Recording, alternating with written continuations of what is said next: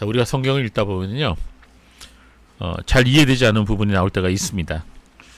본문의 내용 자체가 그 의미를 알 수 없거나 시대적 배경이나 문화가 너무 달라서 받아들이기 어려운 부분도 있지만, 오늘 본문처럼 이건 아니잖아 하는 그런 느낌이 드는 곳이 있습니다. 오늘 본문을 읽으면서 이런 질문이 나오게 될 수 있습니다. 어떻게 하나님의 종이 이렇게 잔인한 그런 행동을 할 수 있을까? 하나님께서 어찌 이런 일들을 벌어지도록 허락하셨을까? 여러분은 이 본문 읽을 때 어떠세요? 마음 편합니까? 걸림돌이 되지 않습니까? 저는 어렸을 때부터 이 본문만 나오면 마음이 무거웠습니다. 그러나 하나님께서는 저에게 이 본문에 대한 의미를 깨닫게 해주셨습니다. 저는 오늘 이 본문을 가지고 여러분과 함께 이 본문이 말해주는 아주 중요한 메시지를 함께 나누기를 원합니다. 우리는 이 본문이 있는 그대로 더 자세하게 들어볼 필요가 있습니다. 제 부탁을 드립니다. 여러분 좀 덥고 또 몸도 피곤하고 힘들지만 말씀 들을 때만큼은 여러분 하나님 말씀에 집중하십시오. 왜냐하면 그것이 여러분에게 유익이 되고 여러분을 살릴 수 있기 때문입니다.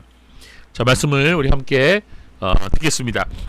먼저 우리는 이 본문의 배경에 대해서 한번 알아볼 필요가 있습니다. 오늘 본문 열왕기하 2장에는 아주 놀라운 이야기들이 많이 담겨 있습니다. 첫 부분에 읽어보면요, 엘리야의 승천에 관해서 말씀해주고 있습니다. 여러분 엘리야 선지자에 대해서 들어보셨죠? 엘리야 선지자는 성경에 나오는 인물들 가운데 죽음을 보지 않고 하나님께 올라간 그런 유일한 두 사람 중에 한 사람입니다. 첫 번째 사람은 창세기 5장에 나오는 에녹이죠. 예, 에녹. 창세기 5장 24절에 보면 에녹이 하나님과 동행하더니 하나님이 그를 데려가심으로 세상에 있지 아니하였더라.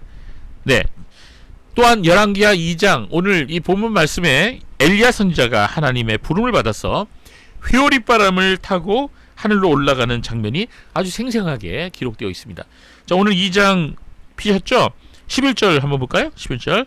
자, 이런 말씀이 나오네요. 시작. 두 사람이 길을 가며 말하더니 불수레와 불말들이 두 사람을 갈라놓고 엘리야가 회오리바람으로 하늘로 올라가더라. 네. 불수레와 불말. 상상을 해보면 굉장한 장면이죠. 이게 실제로 우리가 눈으로 보았다면 엄청난 장면입니다. 여러분 우리가 UFO 요새 관심 많죠. UFO 번쩍번쩍하는 UFO 그것이 과연 무엇인지 아직 우리가 잘 모릅니다. 그러나 이 UFO와 같은 그러한 불소리와 불말이 나타나서 엘리야를 태우고 회오리바람과 함께 하늘로 승천했다는 거예요. 자, 얼마나 놀라운 장면입니까? 전에도 제가 말씀드렸지만 구약 성경은 세 부분으로 나누어져 있다 그랬죠? 첫 번째는 뭡니까? 토라죠. 토라. 율법입니다. 모세오경이라고도 하죠. 자, 이 토라를 기록한 모세가 바로 율법을 대표하는 인물입니다. 그 다음에 이제 선지서라고 히브리어로 느비임이라고 하죠. 예언자라고도 하고 선지자 또는 선견자로도 하는 하나님의 그 말씀을 전하는 사람들이죠. 자, 이 하나님의 말씀을 전하는 선지자들은 두 종류가 있습니다. 한 종류는 자신이 전한 말씀을 글로 남긴 사람들이에요. 그걸 문서 선지자라 그래요. 문서 예언자. 또 두 번째는 말씀을 전하기만 하고 글로 남기지 않은, 문서로 남기지 않은 선지자입니다. 엘리야는 두 번째죠. 엘리야는 문서를 남기지 않은 분입니다. 그런데 문서 선지자와 문서를 남기지 않은 선지자를 통틀어서 선지자의 대표를 뽑으라 하면 바로 엘리야입니다. 그만큼 이 엘리야는 선지자로서 가장 많은 권능을 행하고 가장 많은 놀라운 하나님의 일을 감당한 주의 종이었던 것입니다. 그래서 율법의 대표는 모세, 그리고 선지자의 대표는 엘리야다, 이렇게 말하는 것입니다. 마가복음 9장에 보면 우리가 이전에 다뤘죠. 그 본문을 변화산 위에서 예수님이 변화되셨죠. 그리고 주님과 함께 대화를 나눈 두 사람이 갑자기 나타났습니다. 그 두 사람이 바로 모세와 엘리야 두 사람인 것입니다. 이 두 사람은 바로 구약을 대표하는 그런 사람들이었던 것이죠. 이처럼 엘리야 선지자는 구약의 선지자들을 대표하는 인물로서 많은 이적을 행한 하나님의 사람이었습니다. 자, 이 열왕기하 2장 오늘 본문에는 이 엘리야 선지자가 자신의 모든 사명을 다 완수하고 하나님의 부르심을 받아 하늘로 승천하는 장면이 기록되어 있는 것입니다. 자, 이 엘리야 선지자의 후계자가 누구냐? 바로 오늘 본문에 나오는 엘리사예요. 엘리사, 이름도 비슷하죠? 엘리야, 엘리사. 자, 엘리사 또한 엘리야처럼 많은 기적을 행한 하나님의 사람이었습니다. 자, 엘리야가 승천한 후에 엘리사는 엘리야 선지자가 입고 다녔던 이 겉옷을 받았습니다. 이 겉옷만 물려받은 게 아니라 엘리야에게 역사하셨던 성령의 권능까지 이제는 엘리사에게 임하게 되었습니다. 그래서 엘리사는 스승이 한 것과 똑같은 그런 기적들을 많이 행했습니다. 첫 번째 기적이 뭐였습니까? 요단강을 갈라지게 해갖고 마른 땅을 건넜어요.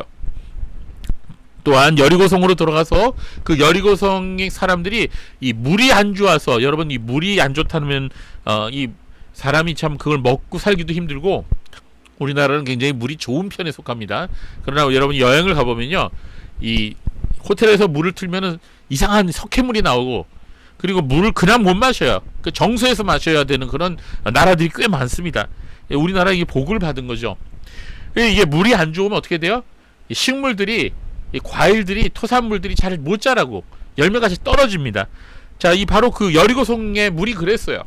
그래서 사람들이 참 이 물 때문에 걱정이 많았습니다. 그러나 엘리사가 하나님 앞에 기도했어요. 그래서 하나님께서 그 여리고성의 물을 아주 좋은 물로 바꾸는 기적을 행하도록 하셨습니다. 자, 이처럼 엘리야가 승천하고 또 그 겉옷을 엘리사가 받아들고, 그리고 이런 여러 가지 기적을 행했다는 이런 일들이 온 이스라엘에 아주 급속도로 퍼졌어요.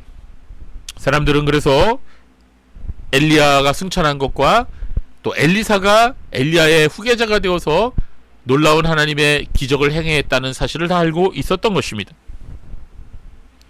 오늘 본문은 바로 그 다음에 이어지는 사건을 소개하고 있어요. 열왕기하 2장 23절을 봅시다. 엘리사 선지자가 여리고에서 출발해갖고 베델이라고 하는 곳으로 올라가고 있었습니다. 그런데 성읍으로부터 갑자기 아이들이 우르르 나와갖고는요, 엘리사를 따라갔습니다. 아이들을 일하는 게 그렇죠. 아이들은 이렇게 뭔가 신기한 일이 있으면요, 너도 나도 따라 나서서 다른 아이들이 하는 행동을 따라하는 경우가 많습니다. 저도 옛날 어릴 때 동네에 이 소독차가 지나가면요, 옛날에는 소독차가 지나가서 요새는 잘 안 지나가죠. 뿡 하면은 그냥 뒤에서 그냥 흰 그 소독약이 쫙 그 분말이 돼갖고 퍼져갑니다. 그래서 저 어떻게 했어요? 아이들과 함께 그 하얀 연기를 뒤에서 따라가면서 막 두 팔을 막 휘어지면서 한참 달려갔던 일이 생각납니다. 그래서 그때부터 제가 좀 맛이 갔습니다. 소독약을 아주 살충제를 많이 들여 마셔갖고 맛이 좀 갔어요, 사람이. 자, 그처럼 이렇게 한 무리의 아이들이 엘리사 선지자를 따라가면서 뭘 했어요? 놀려댔습니다. 엘리사 선지자를. 뭐라고 놀렸습니까? 본문에 뭐라고 나왔어요? 대머리야 올라가라, 대머리야 올라가라, 이렇게 놀려댔습니다. 자, 우리는 여기서 엘리사 선지자의 외모를 추측해 볼 수가 있습니다. 예, 그렇습니다. 엘리사는 대머리였어요. 아이들은 이 엘리사 선지자의 외모를 보고 놀려댔습니다. 여러분, 사람을 외모로 놀려대면 안 돼요. 여러분 혹시 남을 외모로 놀려낸 적 있습니까? 예, 저는 매일 놀림을 받고 살지만 하나님께서 기뻐하시지 않으세요. 여러분 자녀가 만약 친구들에게 외모 때문에 따돌림을 받거나 놀림을 받으면 여러분 마음이 좋겠어요? 안 좋죠? 예, 준모야, 너 같으면 좋겠냐? 아직 안 나봐서 모르지? 엄마는 안 좋을 거야, 그치? 내 놀림 받으면. 마찬가지로 사람을 외모로 놀리면요, 그 사람을 창조하신 하나님을 놀리는 거예요. 만약 그 사람이 하나님의 자녀라면 그 사람의 영적 아버지 되시는 하나님을 대적하는 행동이 되어버리는 것입니다. 여러분, 대머리도 매력이 있어요. 사도 바울도 대머리였다는 말이 있습니다.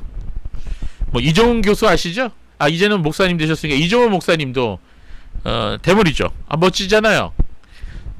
저도 이제 곧 그 반열에 올라갈 것이라고 생각하고 있습니다. 제가 여러분에게 보시라고 단톡방에 올린 미스터 영상 보신 적 있죠? 자, 거기서 어떤 여성이 이런 말을 했어요. 키 작은 남자는 그 자체가 죄인이다. 참. 심지어는 이런 말을 한 사람도 있어요. 키 작은 남자는 가정폭력을 행사하는 사람보다 더 나쁘다. 이 무슨 궤변입니까? 그것도 배웠다는 여대생들 입에서 그런 말이 나오는 것을 보고 저는 깜짝 놀랐어요. 뭐 저도 경험을 과거에 해봤습니다. 제가 대학생 시절에 지하철을 탔는데 사람들이 많아서, 제법 많아서 앉지 못하고 서 있었습니다.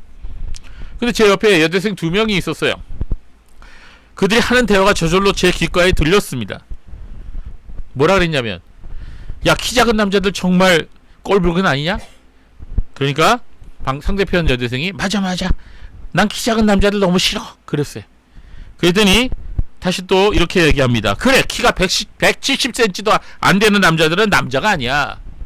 근데 그 다음 말이 참 너무나 저를 놀라게 했습니다. 나는 170도 안 되는 남자들은 기관총으로 다 쏴주겠으면 좋겠어. 진짜 아니니까요. 그때 제가 지하철 손잡이를 잡은 채로 제 발꿈치를 아주 힘있게 들었어요. 왜 그랬을까요? 제 키가 168이거든요. 안 죽으려고. 170도 안 되면 다 쏴 죽인다 그러니 어떡합니까?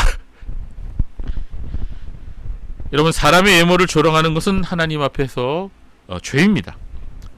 문제는 그 조롱의 말도 문제이지만 그런 말을 하는 마음이 더 문제예요. 그 패역한 마음이 더 문제입니다. 내가 하는 말로 인하여 다른 사람이 상처를 입지 않도록 조심해야 되는 것입니다. 물론 이상한 사람은요, 일상적인 대화 중에서도 상처 입었다 그러죠. 근데 그런 말을 하는 게 아니고요, 우리가 의도적으로 다른 사람을 마음 아프게 하고 상처를 주는 그런 말은 해서는 안 됩니다. 그게 대표적인 외모를 가지고 놀리는 거예요. 듣는 사람은 매우 상처받습니다. 자, 엘리사 선지자의 대머리는 자연적인 거였죠? 결코 사람들의 조롱이나 비웃음의 대상이 될 수 있는 것은 아니었습니다. 그러나 아이들이 엘리 선자를 보고 놀렸던 내용은 그렇지가 않았습니다. 그들은 먼저 하나님의 사람의 외모를 보고 놀려댔습니다. 어느 시대나 어느 문화나 사람의 외모를 보고 평가하거나 놀리거나 경멸하는 것은 올바른 태도가 아닌 것입니다. 우리는 남을 놀리는 것은 죽을 죄가 아니라고 생각하죠. 그러나 그렇지가 않습니다. 하나님 앞에서는 거짓말한 죄나 살인한 죄나 다 똑같이 죽을 죄예요. 하나님 앞에서는 남을 조롱한 죄나 욕한 죄나 미워한 죄나 간음죄나 살인한 죄나 마찬가지로 하나님의 심판을 받을 수 없는 죄임은 똑같은 거죠. 또한 우리는 어린아이의 죄는 성인들 죄보다 가볍다고 생각하죠. 여러분 어떻게 생각하세요? 아닙니다. 우리가 어릴 때 지은 죄는 없어지지 않아요. 그대로 우리 안에 남아있는 것입니다. 어린아이들의 죄도 하나님 앞에서는 어른들의 죄와 마찬가지로 악한 것입니다.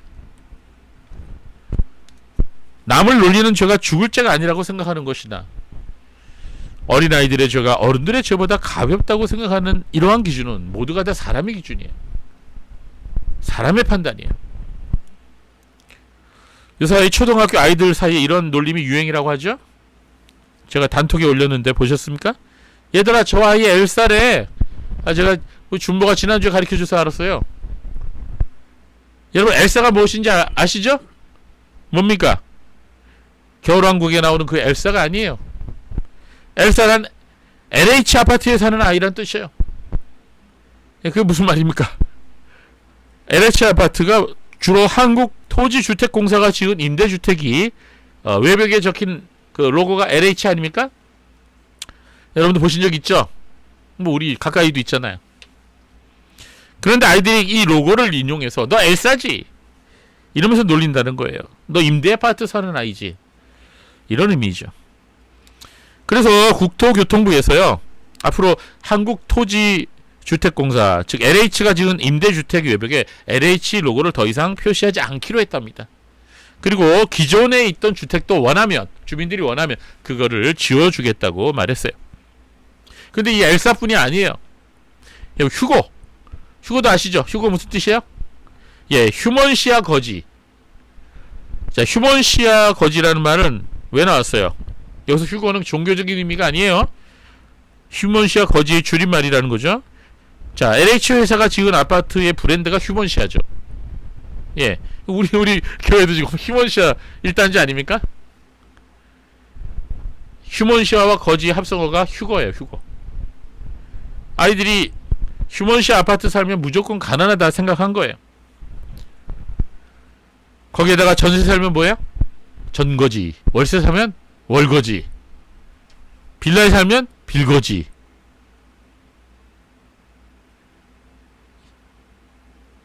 이런 말들이 다 아이들 마음에 상처를 주는 말들 아닙니까? 저희들은 지금 다 초등학생을 다 졸업해서 참 다행인데,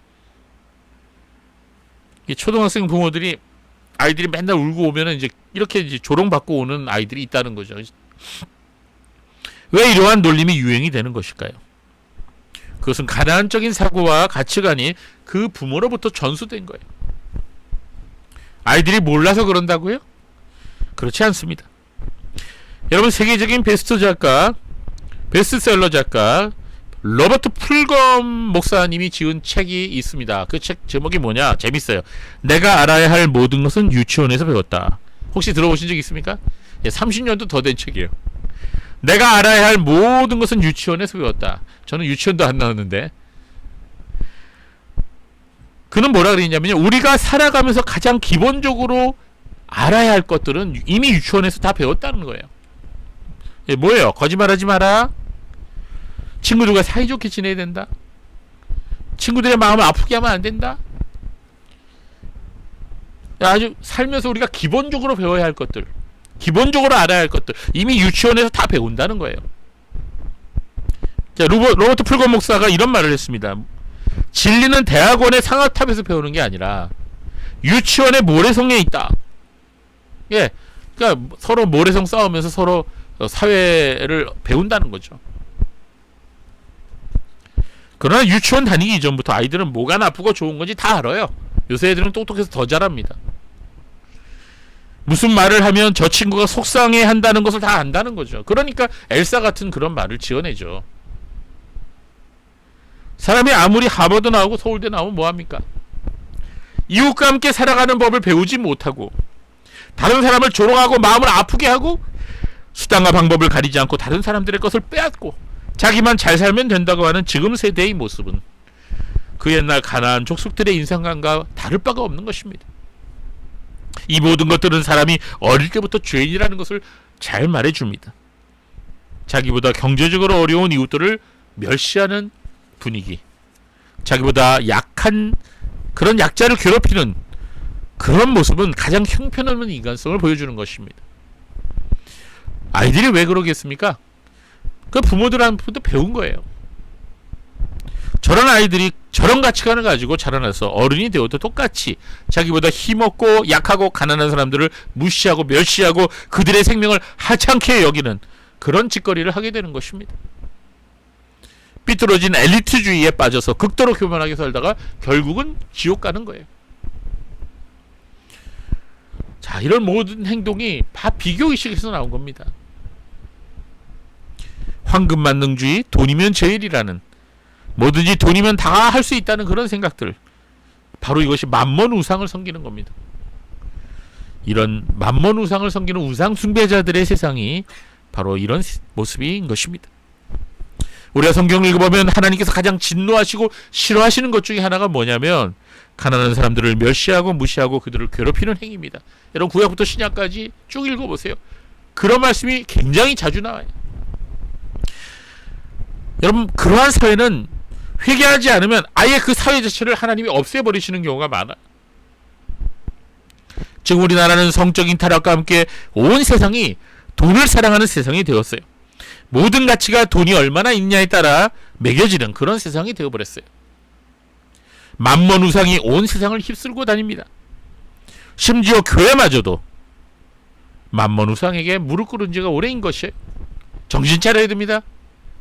나도 모르게 지금 그 옛날 엘리사를 따라다니면서 대머리야 올라가라, 대머리야 올라가라 이렇게 놀리던 아이들의 머릿속에 나 자신도 있는지 한번 생각해 봐야 돼요.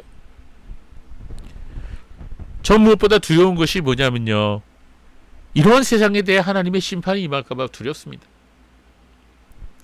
하나님의 무서운 심판이 우리 세대에 임할까봐 두려워해야 됩니다. 회개해야 됩니다. 지금 우리나라 지금 사회에 비정상적인 그런 일들이 계속 벌어지고 있지 않습니까? 여러분, 우리가 경고해요. 그게 이게 정신 차려야 됩니다. 우리가. 그런데 이러한 행태가 교회 안에서도 행해진다는 사실을 아십니까? 서울 강동구 명일동에 있는 모 교회에서는요, 여전도 회장을 뽑을 때, 회장하고 서기 뽑을 때 그 후보가 월세를 살거나 전세를 살면은 자격 미달로 전부 다 탈락된다는 거예요. 아니 여전도 회장 뽑는데 왜 그래요? 여전도에 서기 뽑는데 전부 다 자가 사는 사람만이 자격이 있다는 겁니다. 이건 실제입니다. 왜 그러냐? 제가 물어봤어요. 그랬더니 아파트 한 채도 소유 못하면 하나님의 축복을 받지 못한 것이라 사람들 앞에서 신앙적인 덕이 되지 않는다는 게 그 이유였어요. 이 목사들이 뭘 어떻게 가르친 겁니까? 세상에 이게 말입니까? 방구입니까? 정말 끔찍한 세상이에요. 이 교회 안에서 이런 일들이 벌어지고 있는 거예요. 오늘 본문에 나오는 아이들도 아무 꺼리낌 없이 하나님의 사람의 외모를 보고 놀려대면서 따라다녔습니다. 그러나 여러분 더 문제인 것은요. 그 아이들이 말한 그 다음 내용입니다. 자, 데모리아 하고 나서 그 다음 뭐라 그랬어요? 올라가라 그랬어요. 여러분 왜 올라가라 그랬을까요? 어디로 올라가라는 얘기일까요? 여러분 자, 데모리아는 뭐 이해가 가는데 왜 올라가라 그랬을까? 죽으라는 얘기야? 예, 데모리라고 놀려댄 것보다 그 뒤에 이어지는 올라가라라는 말이 더 문제입니다. 이 말은 엘리야의 승천과 관련이 있는 말입니다. 데모리어 올라가라, 데모리어 올라가라. 그냥 외모만 조롱한 게 아니라 열왕기하 2장 23절에 올라가라는 말은 히브리어로 알레라는 말이에요. 알레. 그건 알라를 명령어로 바꾼대요. 히브리어로 알레는 높이 오르다, 도약하다, 능가하다 이런 뜻을 갖고 있습니다. 자, 여기서는 엘리야처럼 하늘로 올라가라. 너도 한번 올라가라. 이런 뜻이에요. 엘리야의 승천을 비꼬는 말이죠. 매튜 헨리 목사님, 아주 유명한 목사님이죠. 그분은 그의 주석에서 이 아이들이 엘리사가 엘리야의 후계자인 것을 알고 있었고 그의 스승이 하늘로 승천한 것을 이 어린아이들도 알고 있었다는 거죠.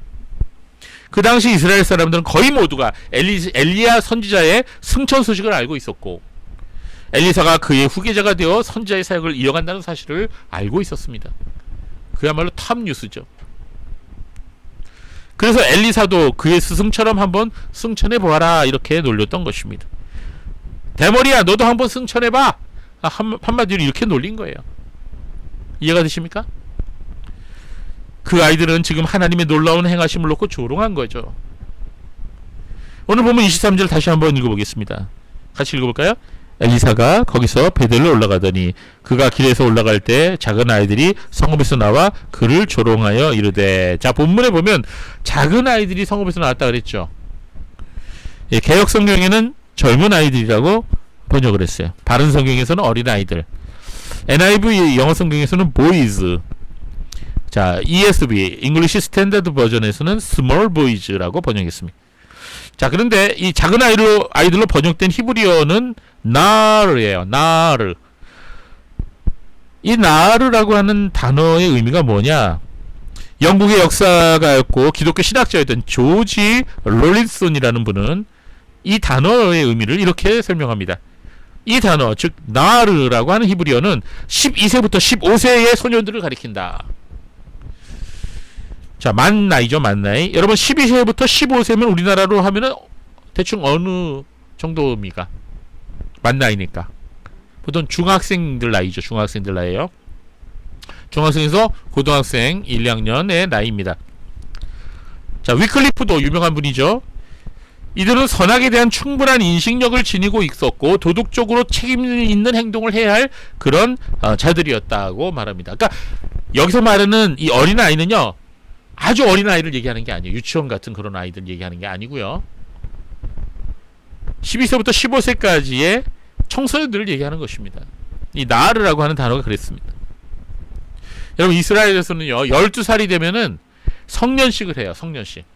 그 성년식 이름을 뭐라 그랬냐면 그 성인식이죠. 마르 미츠바라고 합니다. 마르 미츠바. 마르는 아들을 의미하고 미츠바는 율법을 얘기하는데요. 즉 율법의 아이, 율법의 아들이 되는 거예요. 여자아이면 율법의 딸 그렇게 되는 거죠. 이게 무슨 말이냐? 이때부터는 신앙적인 책임이 있는 거예요. 하나님 앞에 율법의 책임이. 그 전까지는 부모에게 책임이 있지만 이 율법의 아들, 율법의 아이가 된 후에는 마르 미츠바라고 하는 이 성인식을 행한 이후에는 이 아이가 하나님과 계약을 맺는 것입니다. 바로 이 성인식 이후는 하나님과 직접 계약을 맺고 살아가는 존재가 된다는 그런 의미인 것이죠. 스스로 하나님의 계명을 지킬 줄 알아야 되며 자신의 모든 행동에 책임을 져야 한다는 것입니다. 그렇다면 지금 이 본문에 나와 있는 이 나하르라고 하는 이 소년들은 율법의 아이의 그 연령을 지나간 거예요. 그러나 그 율법의 아이 이전에서도 이스라엘 아이들은 어릴 때부터 가정에서 하나님의 말씀을 부모로부터 들으면서 자라납니다. 오늘 본문에 나오는 아이들의 행동은 그 당시 문화와 신앙으로 볼 때 매우 심각한 행동이었고 있어서는 안 될 행동이었습니다. 아이들의 조롱의 내용이 문제가 되는 것은 그 당시 상황 때문이었어요. 여러분, 엘리야와 엘리사가 사역했던 북이스라엘 왕국의 상황은 아주 안 좋았습니다. 여러분들 아시는 것처럼 엘리야 선지자가 활동했을 때는 이스라엘 역사 중에서 가장 악한 왕이라고 하는 아합과 이세벨이 다스리던 그런 시대였어요. 많은 하나님의 선지자들이 잡혀서 죽임을 당했습니다. 거의 모든 백성들이 바알과 아세라 신을 음란히 섬기고 있었어요. 즉 이들이 진정으로 하나님의 백성이라면 하나님의 종인 선지자들을 마땅히 존경하고 그들의 말을 따라 했었던 것입니다. 그러나 그들은 가나안 주민들의 우상 숭배를 따라서 우상 숭배를 그들도 했고 가나안 주민보다 더 열심히 우상 숭배했어요. 그러니 그들은 하나님의 일을 하는 선지자들을 우습게 보았고 경멸했던 것이죠. 그러한 어른들의 모습을 보았던 아이들도 하나님의 선지자 엘리사를 보자 그 외모를 보고 놀려댔던 것입니다.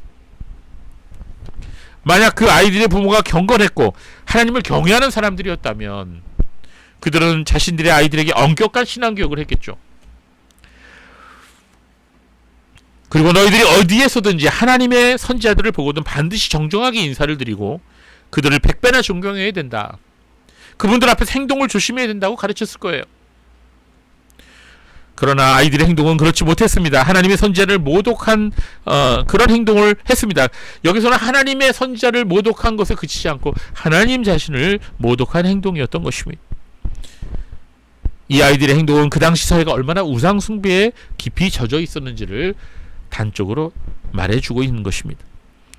여러분, 사회가 우상을 숭배하고 돈을 사랑하고 그리고 죄악이 가득하게 되면 하나님의 일을 하는 하나님의 종들을 우습게 보고 조롱하게 되는 것입니다. 이 아이들의 행동은 그 당시 사회적인 악을 그대로 보여주고 있고요. 그 아이들의 부모가 얼마나 불경건했었는지를 보여주는 예인 것입니다. 어느 시대이든 교회가 사람들에게 욕을 먹고 손가락질을 당하고 하나님의 일을 하는 사역자가 세상의 조롱거리가 되는 시대는 암울한 시대입니다. 그 이유가 교회나 사역자들이나 교인들에게 있다 하더라도 그만큼 그 시대 자체가 타락해 있음을 말해주는 것입니다. 지금 우리가 살고 있는 시대가 그렇죠? 본문의 사건은 단순히 철없는 어린아이들의 행동을 묘사한 것이 아니라 그 당시 우상숭배와 하나님 말씀을 우습게 여겼던 사람들의 세상 분위기를 말해주고 있는 것입니다. 자, 이제 오늘 본문 24절을 다시 읽어보겠습니다. 같이 읽어볼까요? 시작. 엘리사가 뒤를 돌이켜 그들을 보고 여호와 이름으로 저주하며 그 수풀에서 암곰 둘이 나와서 아이들의 중에 42명을 찢었더라. 네. 본문은 엘리사가 홧김에 아이들을 저주했고 하나님께서 주신 은사를 남발해서 아직 선악을 구분 못하는 아이들을 저주하여 죽인 것으로 이해할 수 있습니다. 실제로 이렇게 설교하는 목사님들도 있어요. 그러나 본문은 그런 의미가 아니에요. 본문이 말해주고 있는 것은 하나님의 심판에 대한 것입니다. 이 심판은 엘리사 개인의 감정으로 행한 저주로 인한 것이 아닙니다. 이 심판은 하나님께서 하신 심판임을 알 수 있습니다. 하나님의 심판은 영아와 유아를 제외시키지 않습니다. 그럼에도 불구하고 엘리사가 그 아이들을 저주함으로 말미암아 곰들이 나와서 죽인 것은 너무하지 않은가 이렇게 말할 수도 있죠. 그러나 여러분 생각해 보십시오. 참새 한 마리라도 주님이 허락하지 아니하시면 땅에 떨어지지 않는다 그랬어요. 이 사건은 분명히 하나님의 심판이 말해주고 있습니다. 아무리 엘리사가 저주했다 해도 그것을 이루시는 분은 하나님이셔요. 이는 분명히 하나님 무서운 심판인가 동시에 그 시대를 향한 경고인 것입니다. 우리가 성경을 읽을 때 자주 오해하고 실수하는 것 중 하나가 우리가 하나님과 사람을 똑같이 생각한다는 거죠. 하나님과 사람을 똑같이 생각하지 말아야 돼요. 하나님은 모든 생명체를 창조하신 분이시죠.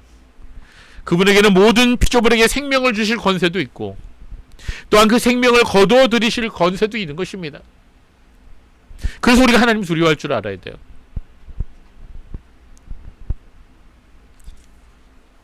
아이들 중에 42명을 찢었다는 기록으로 미루어 보아서 실제로 거기에 있었던 아이들의 숫자는 이보다 훨씬 더 많았을 거예요.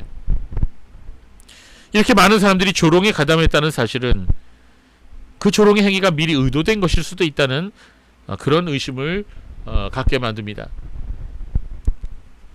본문에 기록된 저주와 그에 대한 성취 방법은 매우 잔인한 모습이었습니다. 그러나 이 사건은 우리의 윤리 기준을 가지고 설명해서는 안 되는 것입니다. 이것은 당시 여호와 하나님을 떠나 우상 숭배에 빠져있는 이스라엘 백성에 대한 심판을 상징할 뿐만 아니라 이제 사역을 시작하는 엘리사 선지자의 신적 권위를 보여주는 사건이기도 한 것입니다. 즉 하나님의 사람을 조롱하는 것은 곧 하나님을 조롱하는 것과 동일한 것임을 본문은 보여주고 있습니다. 근데 여러분, 오늘날 이 본문을 잘못 사용해서 목사를 뒤에서 조롱하거나 비난하거나 욕하면 이 아이들 꼴 난다고 해석하는 목사들이 있는데 그건 아주 잘못된 해석입니다. 본문은 그런 의미로 해석하라고 준 그런 말씀이 아니에요. 저는 오늘 이 본문을 통해서 우리가 배울 수 있는 중요한 교훈이 하나 더 있다고 생각합니다. 우리는 보통 어린아이가 뭘 알아? 다 철이 없어서 하는 짓이지 뭐 이렇게 말하면서 어린아이들이 하는 행동은 웬만하면 눈 감아주거나 용서해주는 경향이 있습니다. 물론 아이들이 어른들보다 순진하고 때가 덜 묻었다고 하는 것은 분명한 사실입니다. 그러나 그렇다고 해도 아이들이 잘못한 것을 대충 넘어가서는 안 됩니다. 더구나 도적질이나 다른 아이들을 괴롭히는 일을 하거나 더 나아가 강도나 살인을 했는데 그 범죄자가 어리다는 이유 하나만으로 그 형벌을 면해준다는 것은 매우 잘못된 것입니다. 그 아이가 어리다는 이유 하나만으로 죄를 가볍게 다루거나 형벌을 면해준다면 그런 행위는 또 다른 흉악범을 키우는 잘못을 저지르는 것입니다. 그 아이는 금세 커서 성인이 될 것이지만 그 속에 악한 마음과 삐뚤어진 가치관은 결코 변하지 않을 것이기 때문이죠. 우리들도 하창시절을 지낸 경험이 있습니다. 국민학교 시절, 옛날에는 초등학교를 국민학교라고 그랬어요.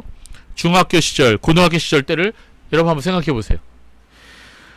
악한 행동을 하는 친구들이 있었어요, 없었어요? 있었죠. 그런 친구들은 계속해서 못된 행동을 합니다.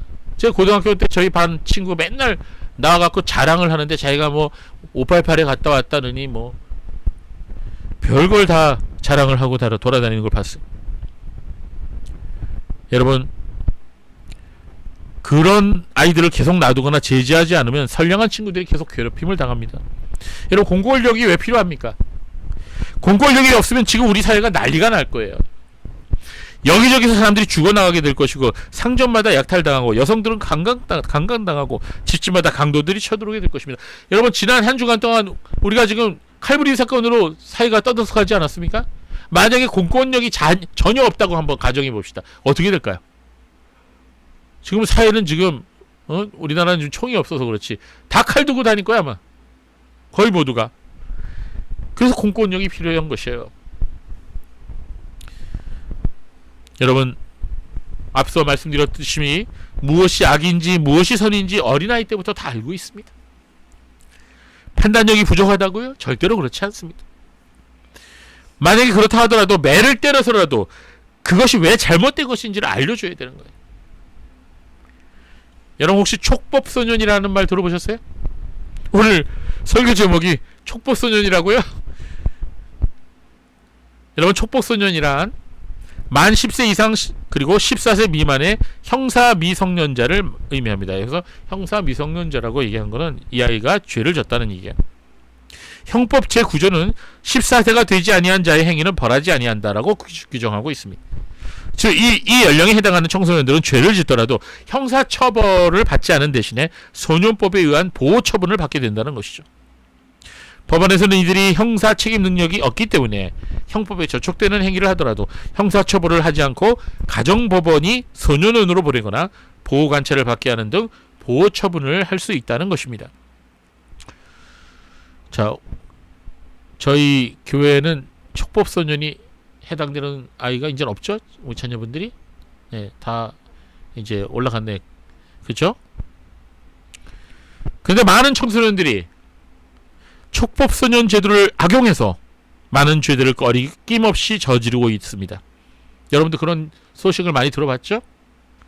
그래서 이 촉법소년 제도를 수정하거나 연령을 더 낮춰야 한다는 목소리가 커져가고 있습니다.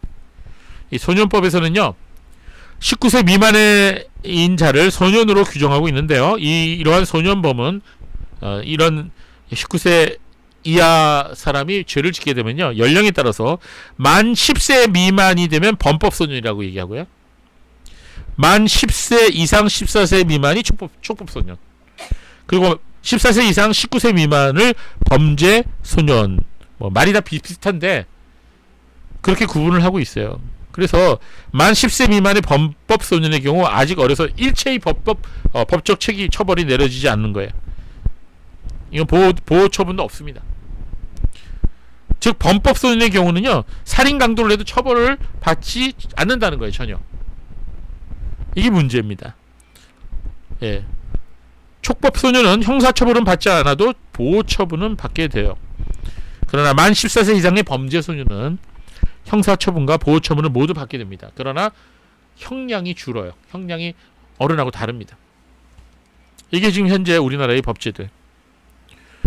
그러나 성도 여러분, 이걸 아셔야 됩니다. 하나님 앞에는 그런 구분이 있을까요? 없을까요? 하나님 앞에는 없습니다. 영적인 세계에는 촉법소년이나 촉법소년은 존재하지 않습니다. 모두가 하나님 말씀 앞에서 똑같습니다. 하나님 앞에서는 모든 죄가 다 똑같이 죽을 죄예요. 여러분, 촉법소년이 언제까지나 촉법소년으로 남아있을까요?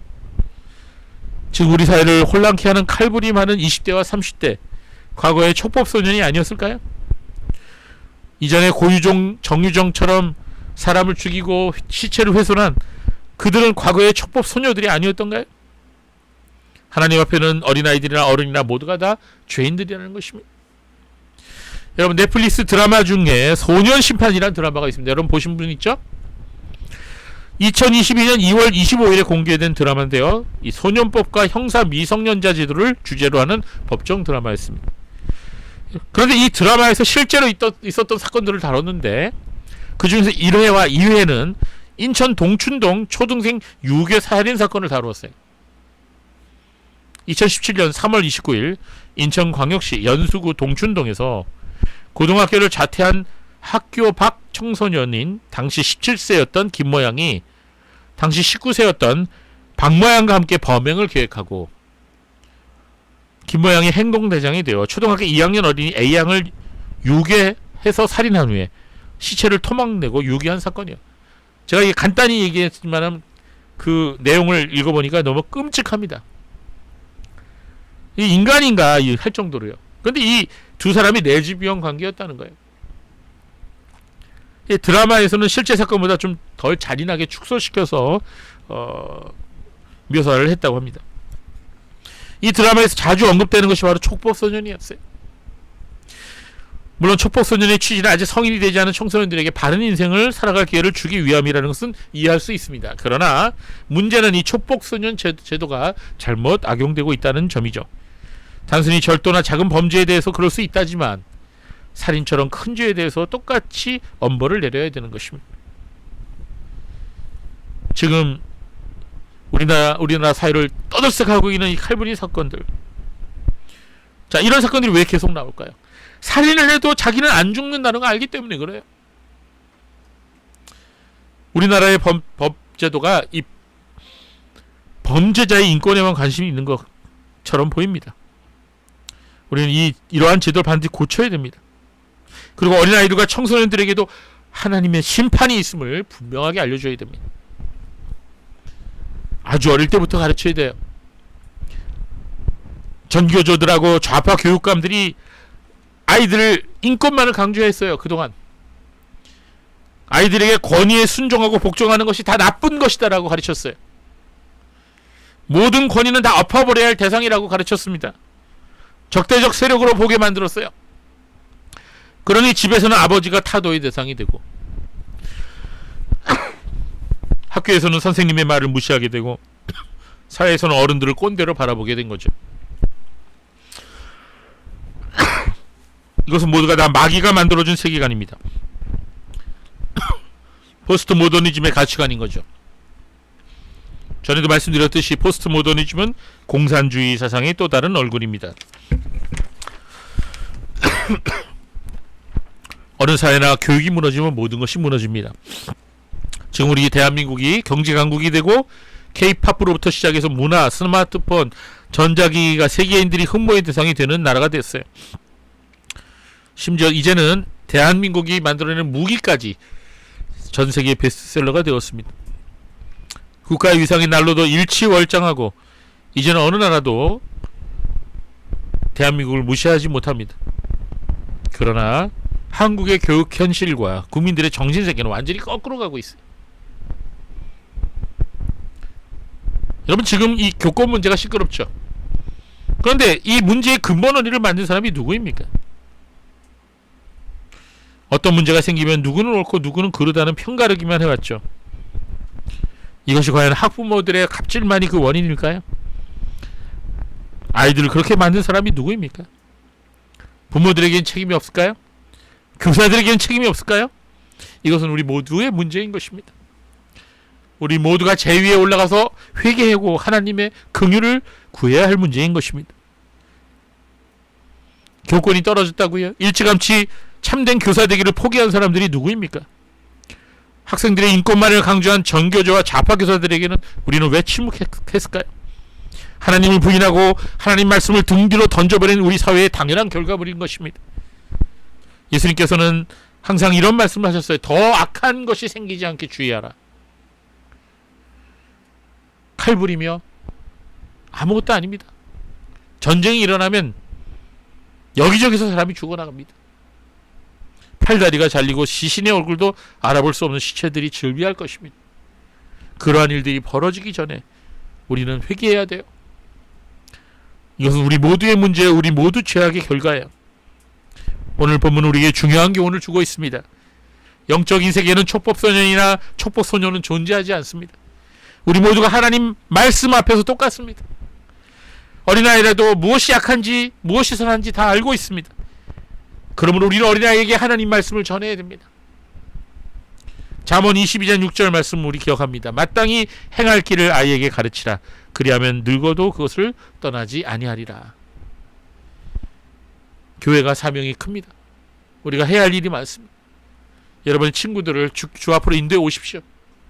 여러분과 함께 하나님 말씀을 들어야 됩니다. 우리 아이들에게 하나님 말씀을 가르치기를 포기한다면 우리 사회 앞날은 없는 것입니다.